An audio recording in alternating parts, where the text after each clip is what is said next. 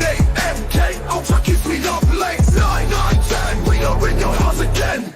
We talking conspiracies, welcome to the line of the voice. Reality left last week. We talking chemtrails, couple projects only to control your mind. Take a dose of DMT and let's see what we see. We in your house again, we in your house again. We in your house again. We 1, 2, conspiracies are true. 3, 4, mechanical elves are at your door. 5, 5, 6, I need my window lifters fixed. 7, 8, MK, Ultra keeps me up late. 9, 9, 10, we are in your house again. We talking conspiracies, welcome to the line of the voice. Reality left last week. We talking chemtrails, couple projects only to control your mind. Take a dose of DMT and let's see what we see. Step into the ring, it's Monday Night Fire. My rhymes burn hotter than a funeral pyre. I'm the heavyweight champ, you can call me sire. Reviewing raw like a southern rap messiah. Crossing over lines like I'm Stone Cold Steve Austin. Flipping opponents like I'm Randy Orton. Dirty South flow, my words they be costing. Every verse I drop got them head nodding. Spit lyrical punches like a ruthless fighter. Got the crowd hype, I'm the crowd igniter. Breaking down the raw matches, no denier. Dirty style rap, I'm the Monday night supplier.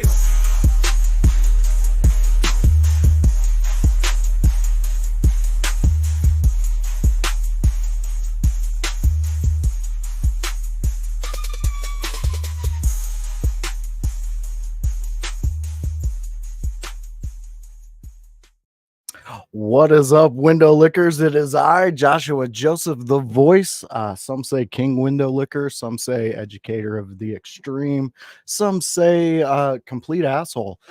Pick your poison, whatever you want to call me, as long as you're tuning in. I'm glad to see you here on a Monday night. And you know what happens here? It's a special night.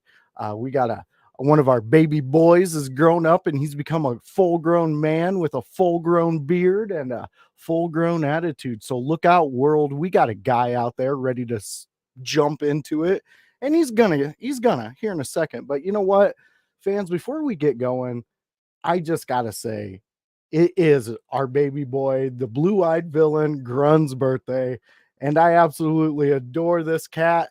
I am so glad he decided to join with me when I pitched him the idea of being a part of my show, being a part of In Your House. So I, being the genius that I am, well, no, I mean, my mom did tell me that just, because the teacher called me dumb, but I get past it. I've gotten past it, but I did make something for my friend, and here we go.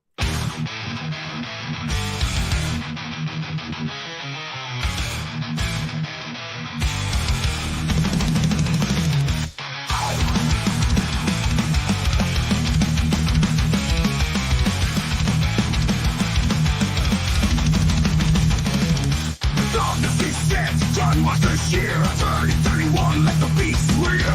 Window in the stream, my heart's free. Celebrate with our life disease. 31 strikes, a brutal flame. Power and rage, GRUNMEISTER's name. Metal rage, sharp as a blade. Fear of the eight shadows invade. Brutal birthday streams ignite. Tear through the night, feel fight. GRUNMEISTER's wrath, insane delight. Channel the chaos, endless might.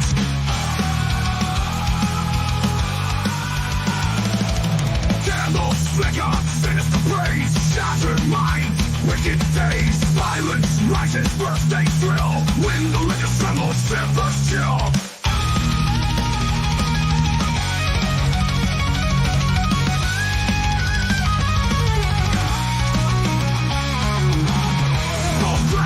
Let's beat. 31 years can't retreat. GRUNMEISTER's cry, savage call. Feel the power, break and brawl. Brutal birthday screams ignite. Tear through the night, feel fright.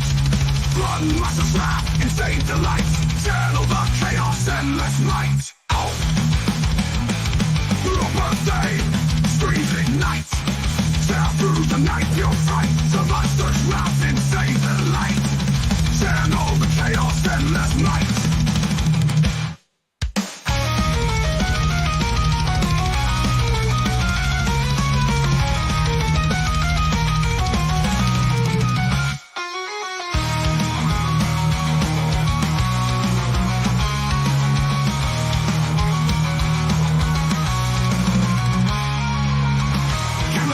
Sinister brains, shattered minds, wicked days, violent, lighted birthday thrill.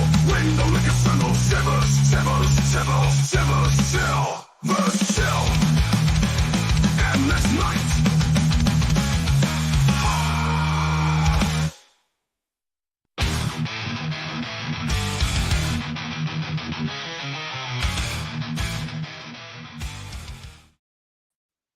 Baby boy Grunmeister, you're 31 years old. Yeah.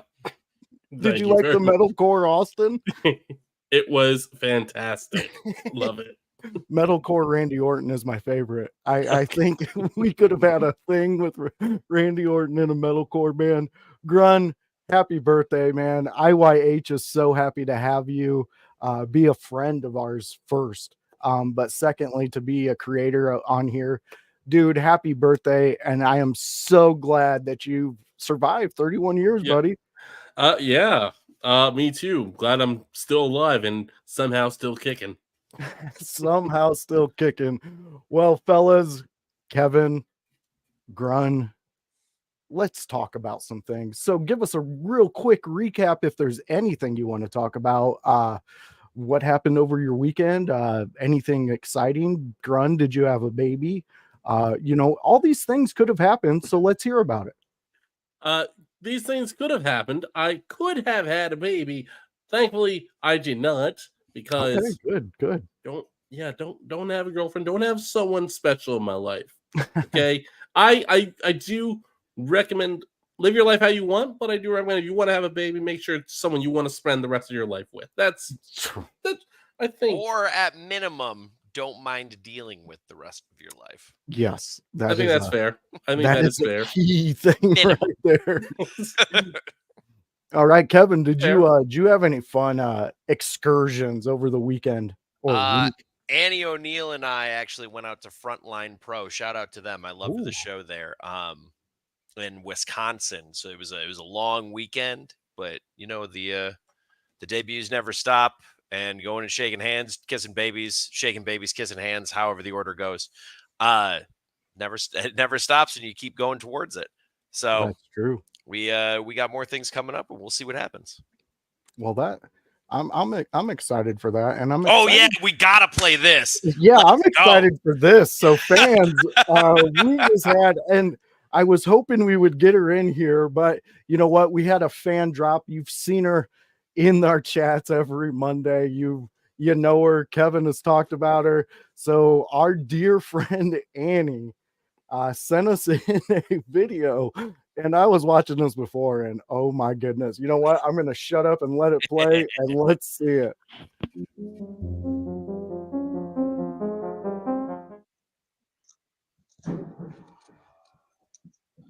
I come to you today with a simple message.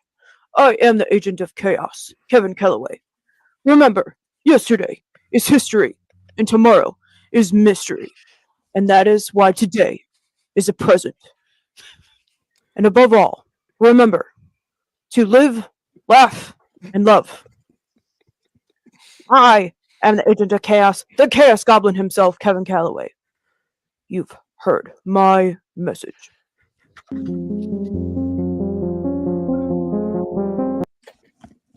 It's so good. My friend, this is what you chose to hang out with in your spare time, and this is what she chose to do. This is fantastic. I have not only chosen to hang out with this woman in my spare time, but keep her in my life for the foreseeable future. Yes, and I could not be happier with my decision. I can understand that. When I seen that and I seen her in a red beard. She was I so was excited to buy the beer. She looked at me because she had a trunk or treat to go to. She goes, "I'm gonna be you." That She's is so excited fantastic. to buy the beard. And then today I get a Oh. message from her and she's like, "I'm gonna cut a promo." And I'm like, "Fuck yeah, do it." Dude, I legit was sitting over here just rolling laughing at that. That was fantastic. It's really good. The Lou loved it. That was amazing. He's out there and he's got a fan in the Lou. Okay. So besides that amazing thing that we just witnessed, Speaking of Halloween. speaking of Halloween, I would like to just real quick, talk what our favorite Halloween franchises are, our horror movie franchises that we enjoy. I personally just went and watched the third installment of Terrifier 3. How was it? I'm a guy who loves gore, Sure. and I love when they up it and they try to overdo it. This was really done well. I mean, I witnessed something I thought I would never see. It was incredible. My child said something that was highly inappropriate during it, but it was funny. There was a good laughter from the audience. Sure. But yeah, it's definitely one of those that if you're not going into it knowing the story and things like that, it might just seem like a big gore fest, but if you know the story behind it, it actually makes a lot of sense. Okay. And I only found a couple things that I disagreed with, but the rest of the movie was literally fun. I mean, everybody in there thought we were crazy. We're 6 people in my family laughing at a man that's going around murdering people, but he was just being humorous. So I'm not going to say Terrifier is my favorite one. I'm going to let you guys go first, and let's see what you guys come up with. Okay, well, I'm not huge in horror, but I recognize its success. But over the years, there was one franchise that I wish was done really well in all the movies, and that is the Alien franchise. Oh, yes. I personally think Alien 1 was good. I love Aliens. I think that was great. Even though when you watch it on TV, half the time they cut out it's like you cut out they cut out the scene that explains why she cares so much about Newt. And it's like, why would you do that? That is so fucking crucial to the story. And not to mention, Scott really designed or created the most terrifying monster I think we've ever seen in film, in comic books. Like, the Xenomorph is fucking terrifying. Yeah. I don't want that chasing me. No, I don't want that little mouth shooting out at me. No. No, please don't. Kevin Calloway, where do you dabble in the horror genre? So very much on the converse, I love horror movies. Mm-hmm. So mine's probably going to be too long. So I'm gonna do it like this. So you said franchises, so I'll start there. Franchises, I have always really loved like a meta style of humor, and it not only poking fun at itself or some other pop culture, but also having some level of spook to it. Oh, okay. And I always thought the Scream franchise really drew that line quite well. Yes. I like the Scream. They're not all winners, but for the most part on aggregate, I really enjoy those movies for what they are and for the things that they can bring you. As far as the movies that stuck with me the most, though, and then like made me have lights on in the house after I watched them, there was 2 of them that really stuck with me. And that was the first Sinister, which was an underrated movie, in my opinion. It kind of felt, because it came out around the same time as The Conjuring, and The Conjuring ended up getting a bigger buzz. I'm not saying The Conjuring's a bad movie, because I think it's very good. But I think Sinister ended up getting a bad rap, even though it was considerably spookier, in my opinion, because of, to me, demonic possessed children is far worse than whatever was happening in The Conjuring. No, I agree with you. The Yeah. second one that really stuck with me was Paranormal Activity, the first one, just the first one. That one was cool because it was different. It was something different that we didn't see in a paranormal movie. And not only that, but we hadn't seen a really good found footage movie well done since the Blair Witch Project. I would 100% agree with you on that one. I mean, the Blair Witch Project, when it first came out, that swept a nation. People were actually like, people They bought thought that into shit was it. real. Yeah, I mean, I will say I did too. As soon as I seen lot it of in the people did. theaters, I went home and I got on my dial up. Took me 2 hours, but I found a website. I was looking it up and they were like missing posters. Like they went all out for this. I mean, they kind of hid those actors from the limelight for a while too. And then they came out when I think it was like around the Blair Witch 2 is when It was around the second one, I think, that they came out and said, "Hey, these are movies, dog." Yeah, yeah. And I mean, it was a well done. That made me not want to camp in the woods that much anymore. Right. I gotta shout out one more movie though. I'll make this one quick. Club Dread. I don't know if you guys know Club Dread. Oh, I do. Okay. I know Club Dread. Why am I not surprised? I love horror comedy movies. Grun, have you ever heard of this movie? No, I have not, but I wouldn't. My guess is that maybe Rob Zombie made it. Maybe No. Nope. Okay. Guys who made Super Troopers made it. Yes. Oh, it's fantastic, Grun. It is fantastic. It is one of their most underrated movies. A lot of people hated it. A lot of people crapped all over it when it came out, but me and my friends, we watched the hell out of that movie. God. It is so good. Nobody expects the Fun Police. No.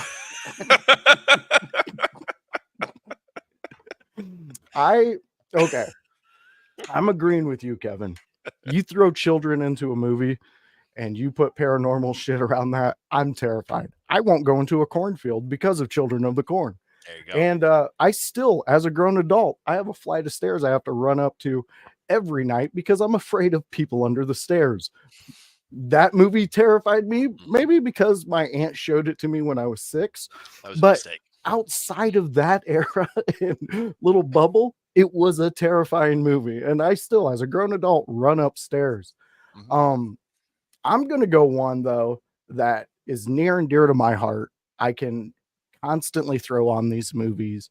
And it's going to be the Dead series, the Dawn of the Dead, Day of the Dead, all of those, even the old original, I absolutely love. I mean, let's give credit to where credit is due. It's one of the first horror movies where the black lead survived. Yeah, he did that's true, though. He did not get murdered, and it was fantastic. And it was one of the first more like interracial movies that where the lead was a white woman and the other lead was a black male, and it was fantastic. It's a fantastic movie. It really brought together a lot of the zombie movies done by George A. Romero's is like, to me, is perfection. You got zombies who don't go out of character.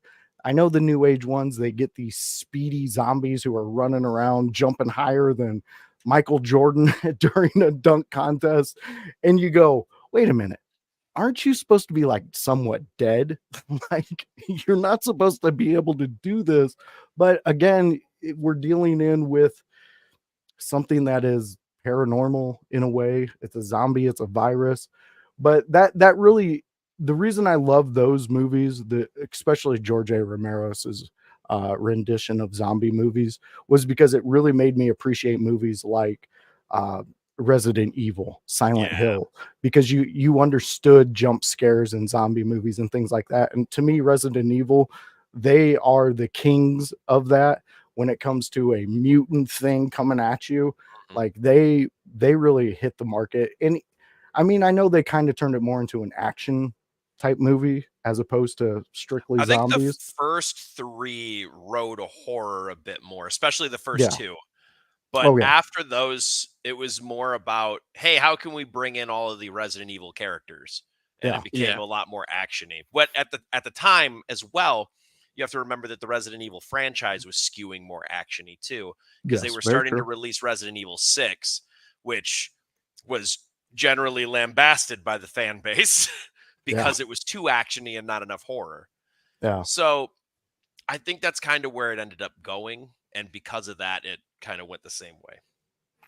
And hopefully, if they do more, it's going to go a route that we enjoy. It seems like they're using more CGI for so it, they decided to do a reboot about 4 or 5 years, 6, 7 years ago, called Resident Evil: Welcome to Raccoon City. It did. Now I have no problems with particularly the casting because they changed some of the skin colors, but like whatever.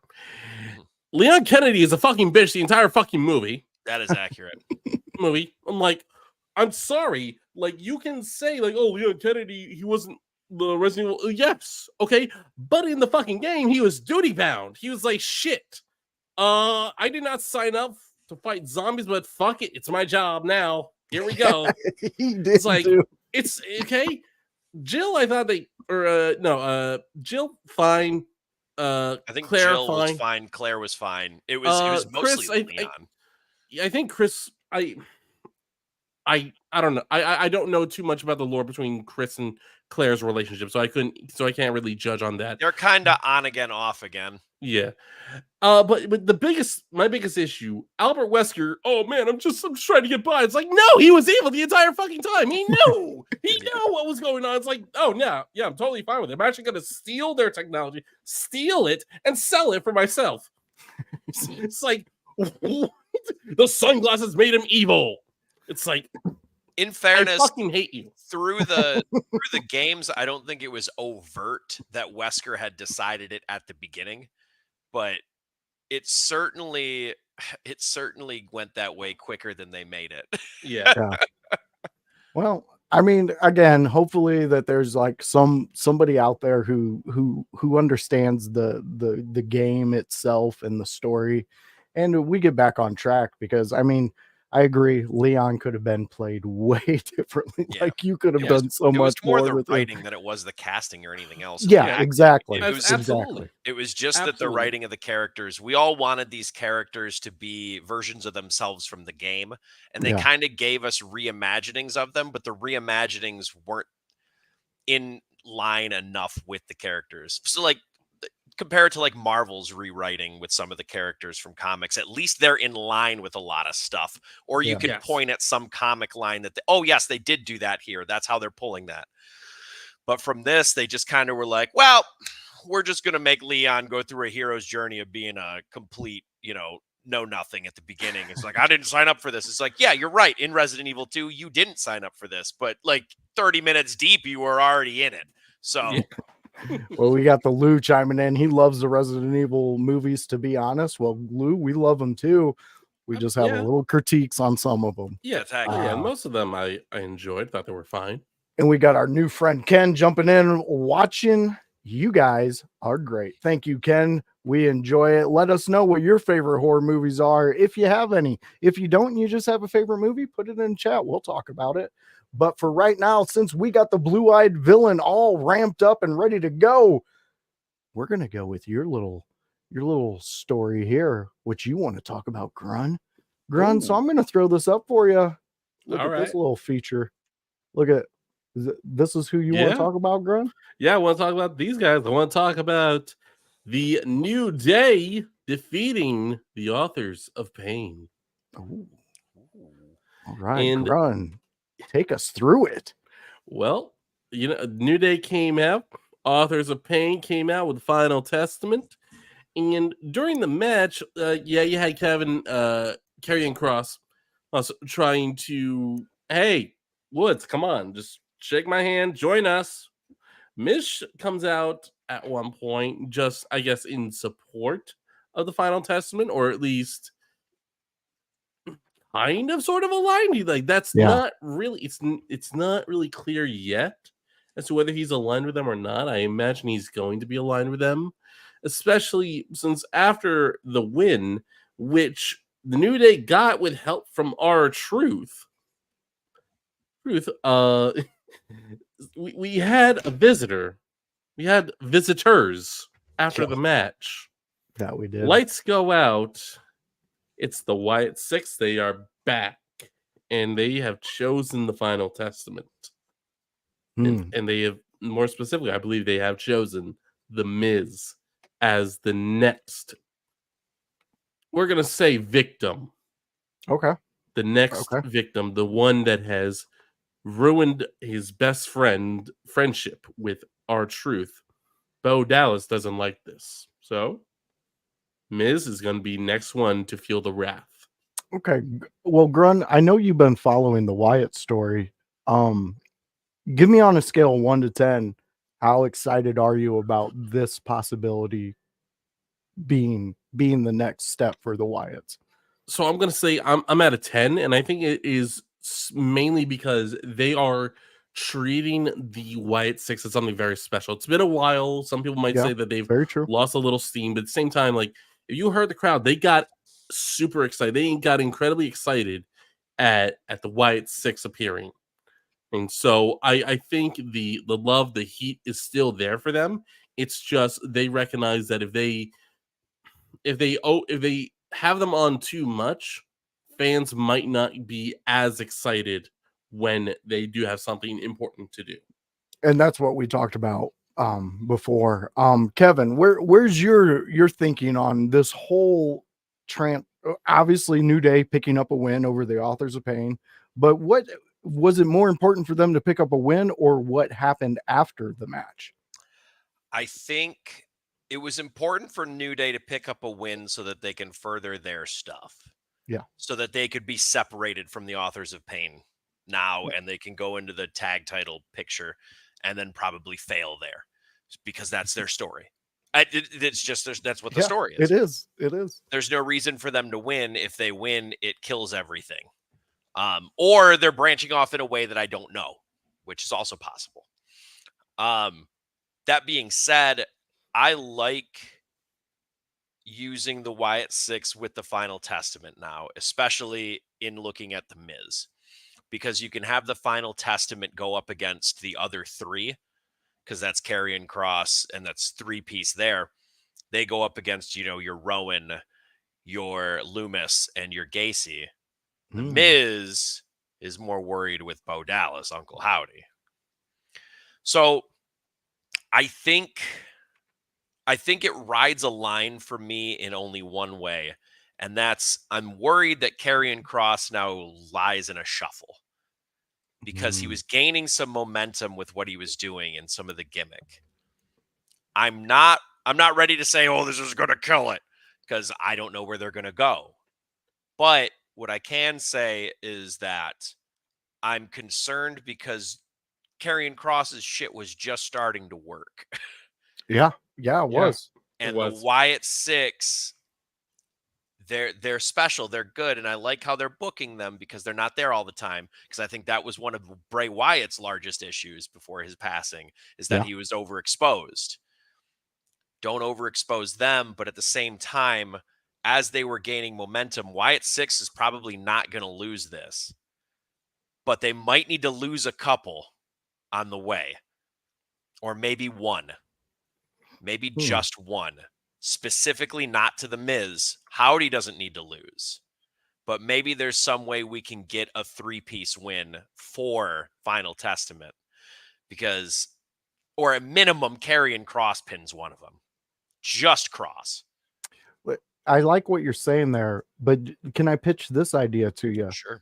What if we get 3 singles matches and the Wyatt Six each lose that, but when they get together as a tag team, they ultimately pick up the win? Does even that idea even work into this story, or is that something where you're like, that's 3 different matches where kind of convoluted? I think it depends on how long you want to take it out. Okay. Because I wouldn't want to do all 3 matches on the same show. No. I don't think that makes sense, especially if you're going to have the Wyatt Six lose most of them, if not all of them. At the same time, I also don't know that the singles matches in general work for them. Not because they can't work them, not because of anything else, but because their entirety of the gimmick is we are a family, right? why would they have singles matches as a family right now when they're kind of a protected feature act? I mean, that's a good point. That's a good point on that one. And then looking at that, I think we end up seeing Wyatt Six roll over the Final Testament and Miz. I think that's where we're gonna head. Okay. And again, the only concern I have is not for, Toka and Razor and Paul Ellering, because they're 600-pound together monsters. So Yeah. you give them a couple dominant wins, they're fine. Karrion Kross is the biggest concern in this, because Miz is going to be fine. He's been losing shit for years. He always comes back. He's always able to make it work. Very true. Karrion Kross's gimmick relies on other people swaying towards him and swaying towards his devil on your shoulder act. Because it relies on other people for it to work, it needs careful booking. See, and if you're just going to feed him to Wyatt Six, you could run into issues. Well, that's where my mind also went with the singles, because if they kept picking up wins over that, I think you could play in Karrion's world that he's starting to build and just make him that egotistical human that we know he is, but he's actually picking up wins. Like, he's actually got me looking at what he's doing, and I've been not really paying attention to him for quite a while now. Yeah. So now I'm paying attention to him, but you make a lot of sense with that. Grun, last words on this subject. Are you liking what Kevin's saying? I am actually loving it. I think the answer to this problem is the New Day. They find a way to extend the split a little bit, and that is how.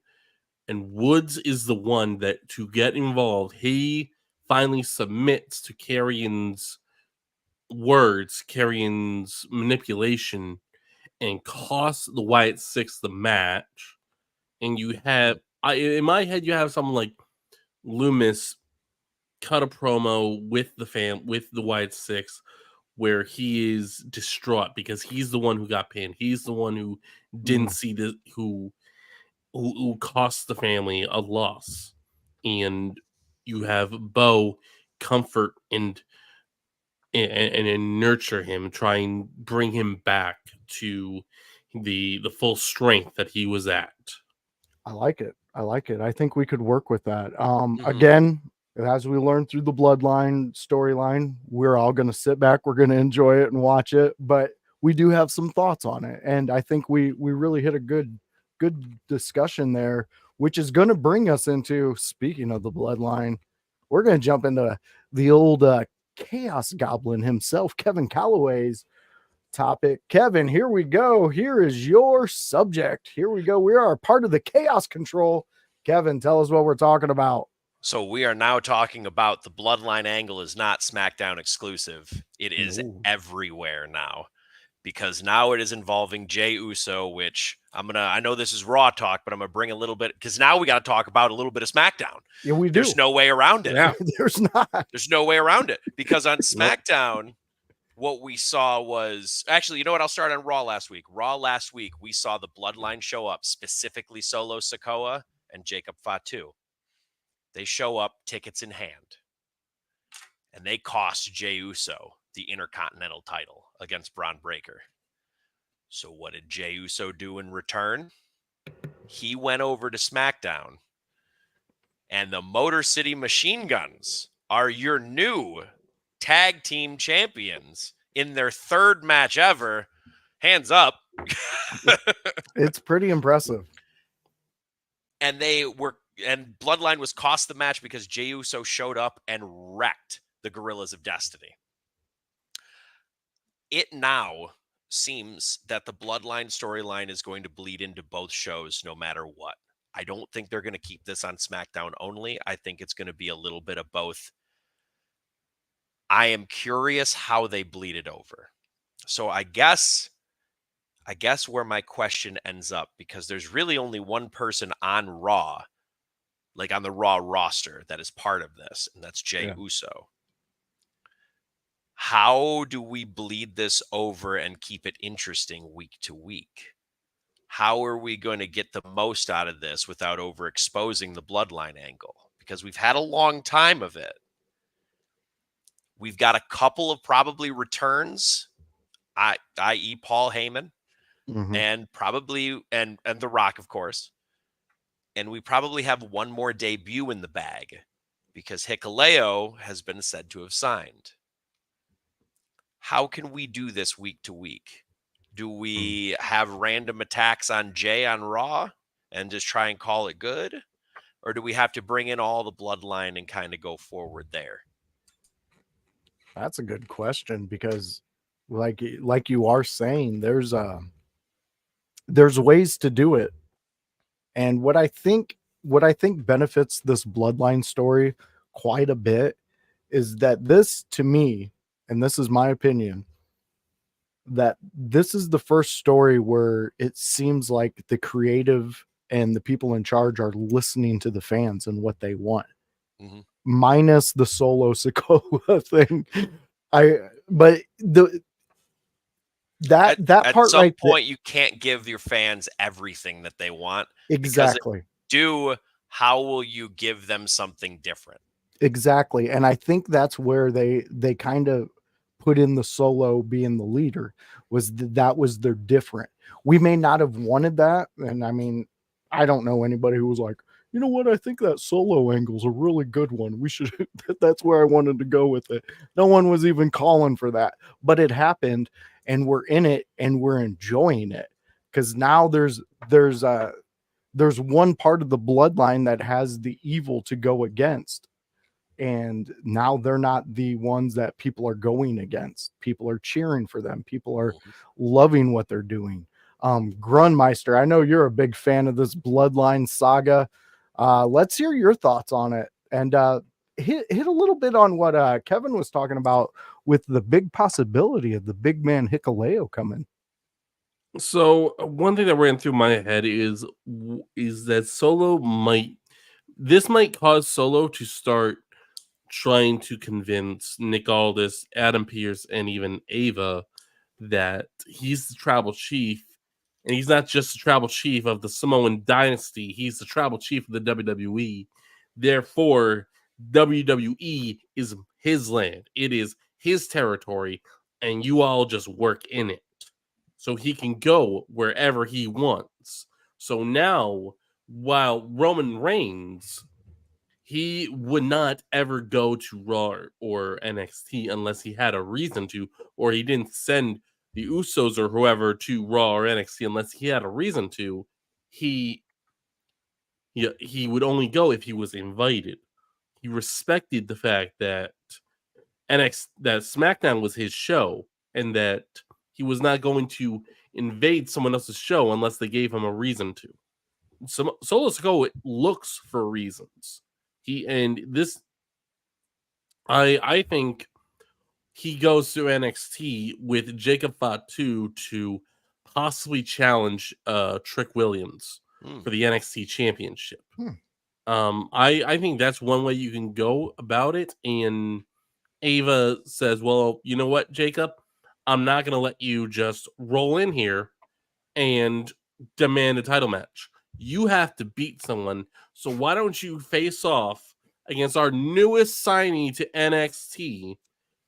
You don't have Hikuleo come out. You have Paul Heyman come out, and that is his return to the WWE. And he says, I want you to meet your tribal chief, Roman Reigns' new enforcer. And that, okay. Yeah. And then he comes out. Well, Yes. I mean, I like it because then that puts Hikuleo on. Only one thing in that. Let's hear it, Kevin. Instead of Solo Sikoa, make it Fatu.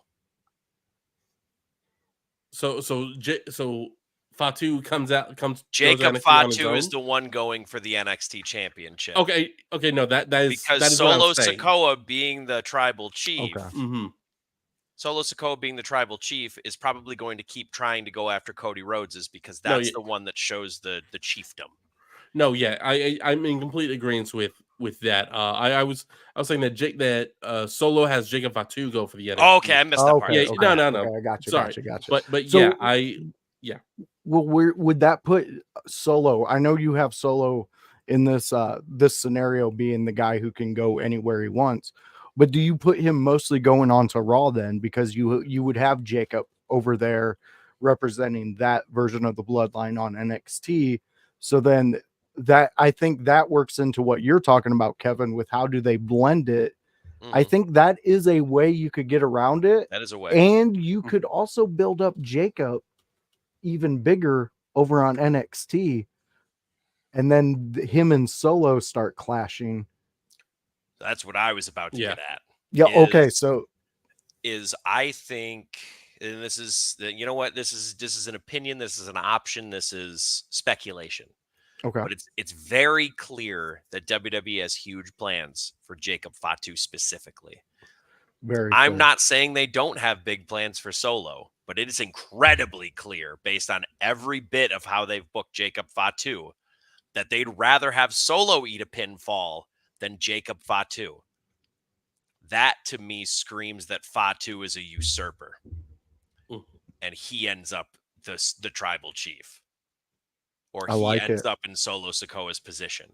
And then Solo Sikoa, you know what? I know how you bring in Hikuleo. Hikuleo is Fatu's enforcer. After he kicks Solo Sikoa out of the new bloodline, and Solo Sikoa has to go crawling back to Roman. And then we see Solo for weeks just carrying bags from the limo, from the bus, and he's just humiliated in that way, but broken down. What and if then we do that? What if we add a little chaos into it? What if we have Jacob Fatu take out Solo Sikoa, and then Solo has to come back and help him? Now the enemy of my enemy is my friend. Oh my gosh, I like it. I like it. I think we could go somewhere with all of this, and it'd be highly entertaining and capturing. I mean, just imagine Jacob Fatu running rampant in NXT. I mean, I personally, I think it would be fantastic. It would definitely get a lot of eyes on NXT, even more so than what they're already doing. To have a monster in there like that, just being himself, it's crazy. It would be a way to get the title off Trick Williams, because I don't think there's much more he can do in NXT. I think he's got to go. He's gonna feud with Oba Femi, and then Femi's gonna go up to the main roster. And then so Femi will be going. Really, Femi. I think Oba Femi goes over to the main roster, and Trick, after feuding with Oba Femi, because I think Oba Femi is going to be on his way to being a cross superstar. What I mean by that is he's going to be on a main show and he's going to be on NXT. Okay, like Lash Legend and Jakara Jackson. Correct. Gotcha. Okay. I think that's where he's headed right now that he's lost the North American title to Tony D'Angelo. That way he can get main roster looks, dominant wins, but still do NXT things. Grunt, the NXT things are going to be either winning the NXT championship for a short spell or simply feuding with Trick Williams and then fucking off. Right. Grunt, I'm going to give you one rebuttal on that, and then we are going to stop that one, because that one is actually going to be something we're going to be talking about soon. Okay, so I agree that Oba Femi is definitely ready for the main roster. I think he wins the NXT title now, or at least soon. Trick Williams debuts at Royal Rumble, and Oba Femi is NXT champion until after WrestleMania. Sure. Or sometime in the summer. Okay. I could see it. It could happen. We'll stay tuned to it, though. And fans, you keep watching and keep us honest on this one and see where it lands. Okay, fellas, we got 2 more subjects to talk about. Give me, Grun, since you're the birthday, give me but 1 or 2. 2. All right. So what we're bringing up is hate is keeping us together. And this one, I don't know if you're out there, fans, and you're paying attention to Monday Night Raw, but Seth and Bronson Reed are ready to kill each other, and I am absolutely here for this feud. I love it. I love the angles they're going in. My only critique, and I know I might get some heat for this, but WWE creative, is this all we're going to do with Bronson Reed? We know what he can do, and to me, I need a scene where he's dragging Seth Rollins into the arena at the opening of a show, and he just drops him off onto the side, and he's like, "Hey, someone left this trash out there in the parking lot," and then he walks out. Like, because remember when Bronson Reed was playing this idea of, oh, you're not going to give me shots, I'm going to take my shots. And he went out there and he ran rampant, and I think there's a darker way we could go with Bronson Reed. Where are you guys on your thinking of this feud? Are you enjoying it? Do you want more out of it? Is there something you want out of either one of these through this feud? Go ahead, Kevin. WWE, first of all, WWE is booking blood feuds again well, and I Yeah. love it. So I'm Yeah. going to throw that out there after the conclusion of the CM Punk Drew McIntyre one and how masterful that was. We got another blood feud, and it's looking good. That being said, I like your idea of dragging a carcass of a body into the arena. I don't want it to be Seth's. Oh, The reason I don't want it to be Seth's is because if he's just lifeless body attacking Seth, I don't know how much steam you have left in the feud. And what I mean by that is, like, if you go straight to kill, what's the night? Like, what are we going to do? Resurrect him to kill him again? yeah. Okay. Fair But point. if we were to have Bronson Reed and here's your scene, I don't care who the two people are. It could be anyone you want it to be. They're both dead. He's dragging one in both arms. Now he's dropping him off. Now he's saying, all right, you guys didn't give me what I want, so now you're getting all of the chaos and mayhem that I can possibly provide. Now he's on a rampage throughout until he gets his match with Seth.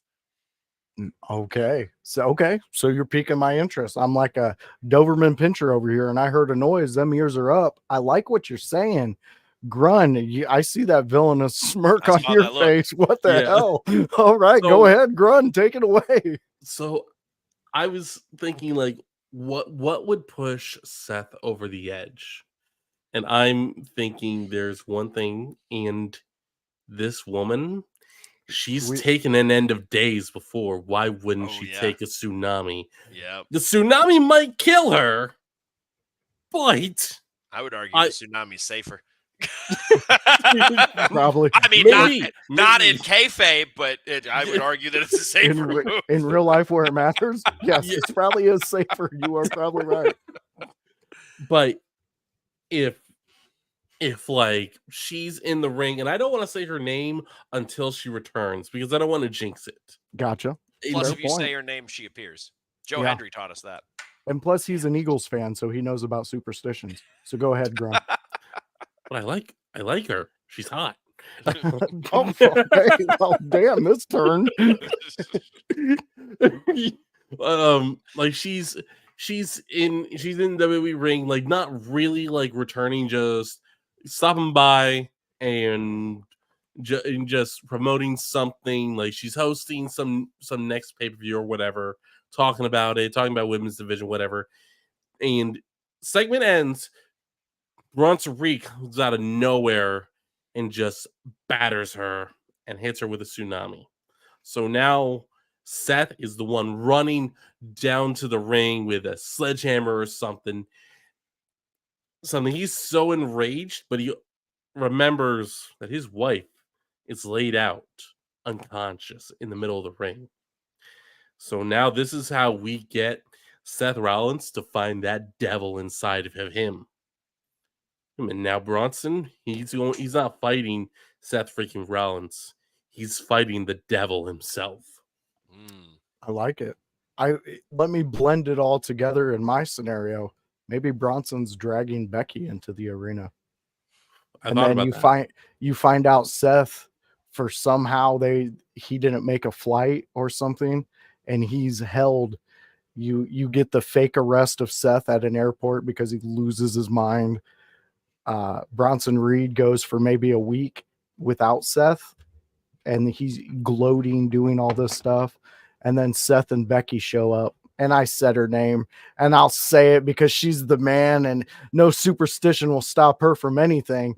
And they just beat the hell out of Bronson Reed right before whatever PLE they're going to put this on. I love every idea that we're all throwing to this witch's brew that we're coming up with. Kevin, let's go back to you. Is there any more thoughts you have on this from hearing what we had to say on it? Oh man, now I'm just thinking of Becky scenarios. So here's what I would pitch, because I like where y'all's head is at with involving Becky to some extent, but I would want Seth there to witness it. So I'm going to take you back to, I think it was 2009, maybe 2010. I don't remember the exact timing. I think I'm thinking exactly When what you're Randy saying. Orton handcuffed Triple H to the ropes and made him watch him DDT Stephanie off the ropes. Oh, yeah. Yeah. Think of the effectiveness it would be if Rollins was chained somewhere, held somewhere, whatever, and he had to watch Becky get tsunami'd.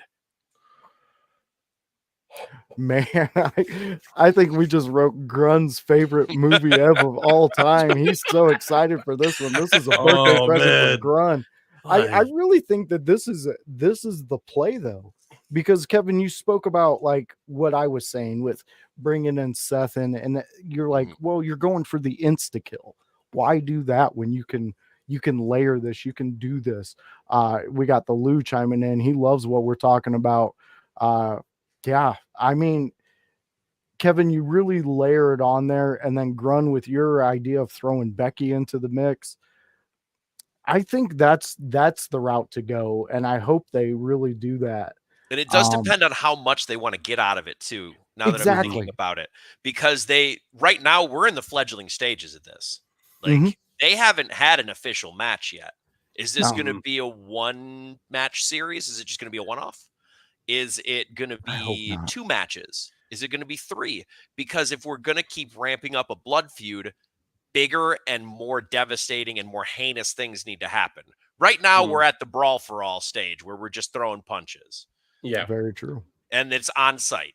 Cool. But there's different levels to this, and Becky is the max one. I don't think there's a level above that. So if we're looking for 3 matches, that might be 2 months down the line if you want to involve Becky. But still, it is an excellent way to get that level of blood feud. Much like they didn't want to put in AJ Lee to CM Punk's thing. They could have, but they didn't want to. Maybe she didn't want to. Fantastic. Whatever. It doesn't matter. Yeah. But they involved her anyway, ceremonially, with that bracelet. Yeah. Yeah. And I mean, we were all talking about that. If they would have threw her into there, I mean, our minds would have exploded, because they would have wrote the perfect blood feud. It would have been perfection. Yep. All right. You know what? This last one, I'm going to save this for next week, but I will give you guys an insight to it. So it does involve Priest and Gunther. And let me throw up the overlay just so we can get this. But I want you guys to think about this until we have our next meeting next Monday and we do the podcast. Where are we on, is Damian Priest getting this title back? And is he taking it off of Gunther? I don't want anybody's response right now. I want it to be held, because this is going to take over 2 subjects next week. So this is going to be the subjects that we generally talk about, but this is going to be the bulk of our discussion, because I am truly loving what they're doing with Damian Priest.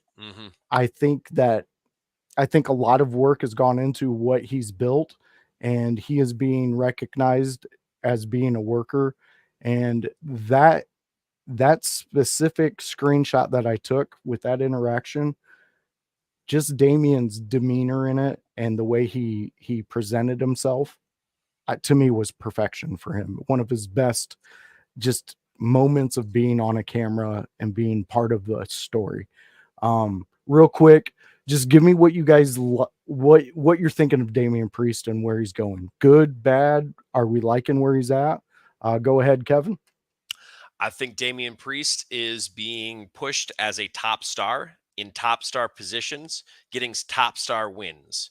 So I don't know where this goes for him, and I'll keep the thoughts on the title later for next show. But as far as how he is being booked and portrayed, he could go into anything and either elevate who he's working with because he's good. He is a main player now. Oh yeah. Or he can go into something and elevate more himself. There are still a couple people who could do that, and one of them is a UFC fighter. I love it. I love it, Kevin. All right, Grun, what are your thoughts on Damian Priest real quick? I think he's gonna be. I think they're keeping him as a top star. I think they're gonna keep pushing him as that, and I think he will regain the title at some point. At some point. Awesome. Yes. All right. Again, next week we are going to dive deeper into that because I really do think we need this Monday night to see what goes next with this. And then we can dive deep into it.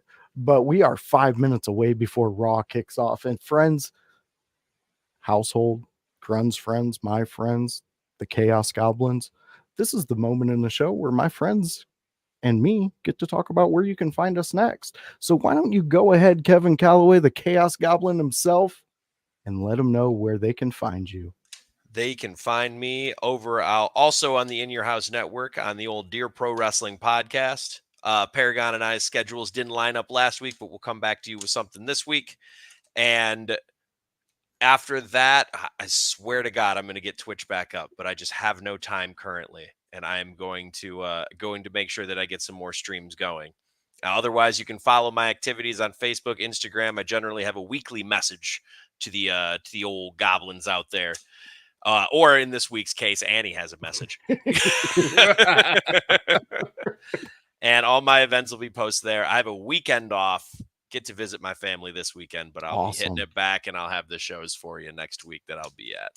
Awesome. All right, GRUNMEISTER, you still sticking to that schedule? I am. I am streaming on Twitch at twitch.tv/GRUNMEISTER on Tuesdays, on Thursdays, on Fridays, on Saturdays, and Sundays. Fridays, though, are normally for SmackDown preview review. But all the other nights, we are gaming. Gaming it up. What do we got? We got the Lou. I've been sitting at my desk waiting for Kevin to come back to Twitch. Hey, I'll tell you what, I have very little plans on Halloween, and I got a Silent Hill to play. So, well, there you go. There you go. That's a little tease for you. And we know we'll find you in the chat. What is that, Grun, this Wednesday? When me and you battle? Yeah, it is Wednesday night, October 30th. Yeah, so tune into the Lose channel when me and Grun battle for the Buddies title. And you also get to see House and Jones go against the Pool Noodle Boys. Oh, it's going down. It's a crossover edition of the Lou where In Your House is invading the Lou's house and all the buddies. And Grun, you're going to the hospital on that day. I'm throwing you off the cage, buddy. No, you're right. I am going to the hospital, but only to rub it in your face that you are not the Buddies champion. I am going to be the first one to successfully defend it. No, you won't. But that's cool that you think you will. But, cool. I like it. All right. But outside of that, friends, family, anybody out there who pays attention to us three beards talking, thank you. And you can find us here every Monday at 7 p.m. where we kick you off for Raw. We start an hour before Raw and we get you ready for all the cool shit that we thought was cool you might want to check out so you can be up to date. So tune in every Monday at 7 p.m. right here. And it never fails. You can find us here. One time it failed, but that, we move on. Things happen. And, yeah, that happens. And then you can catch my friend Annie O'Neill in House, where they go live on Wednesday, usually around 4 p.m. It's the Raw Deal with House and O'Neill, and they fact check the shit out of us and let us know. And then, Annie sends messages. She's like, "Hey, dummies, you guys got it wrong. I'm going to come and beat you up." And we're like, "Whoa, no, Annie, don't do that." We give her our lunch money and she leaves us alone. It's a fun time. Smart. Always pay her. Always pay. So jump in and see them. They have a blast out there and they cover a lot of Raw and some NXT. So go check them out. And then Friday, come join me and House where we go extreme.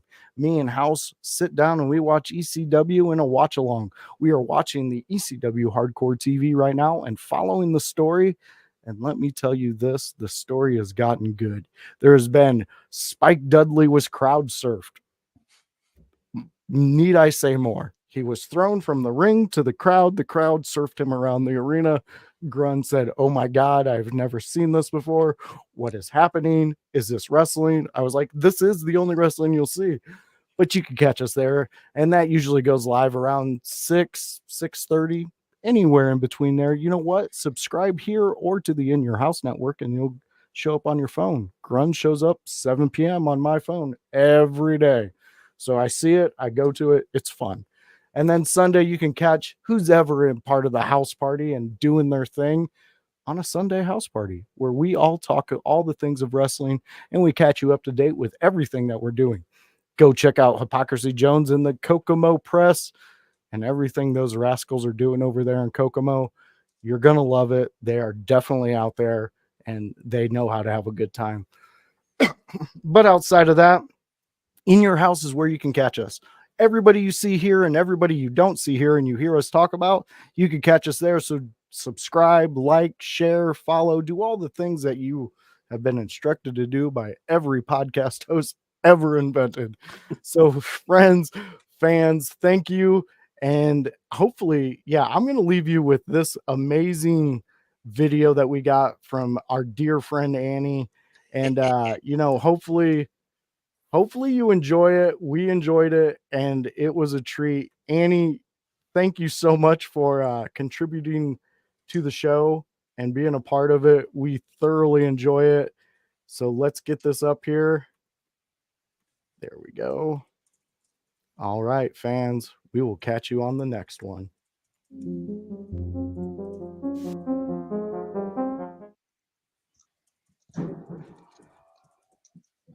I come to you today with a simple message.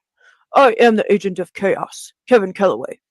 Remember, yesterday is history, and tomorrow is mystery. And that is why today is a present. And above all, remember to live, laugh, and love.